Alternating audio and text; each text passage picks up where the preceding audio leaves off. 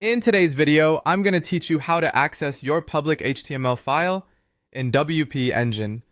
Whether you're revamping your website or just need to adjust some settings, understanding how to access this vital area is crucial for website management and development.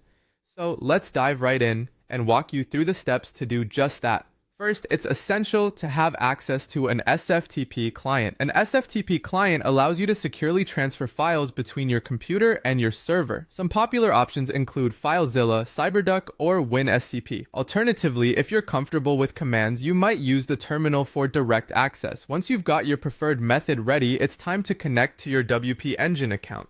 If you're using FileZilla or a similar client, the next step is to set up a new connection. To do this in FileZilla, open the Site Manager and click on New Site. You'll then need to configure the connection protocol to SFTP, which stands for Secure File Transfer Protocol.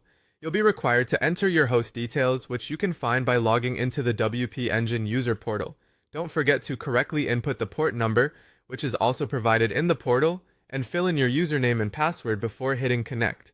If you're opting for the terminal method, you'll initiate the connection by typing a specific command that includes your port number, username, and SFTP host information. The command will look something like this: sftp_.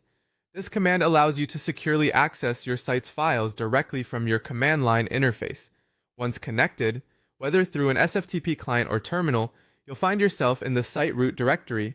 This is essentially the front door to your website's file structure. Look around for certain key files and folders such as wp-config.php, wp-content, wp-admin, and wp-includes. These directories are the equivalent of the public HTML directory on traditional hosting platforms. If you're comfortable navigating through these files, you're already half the way there.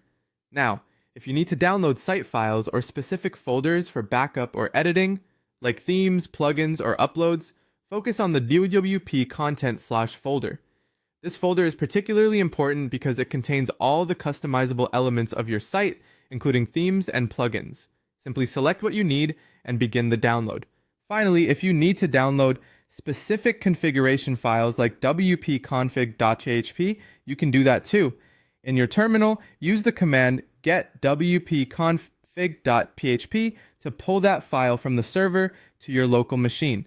This file is crucial as it contains your WordPress installation configuration. And there you have it. That's how you access your public HTML file in WP Engine. With these steps, you can confidently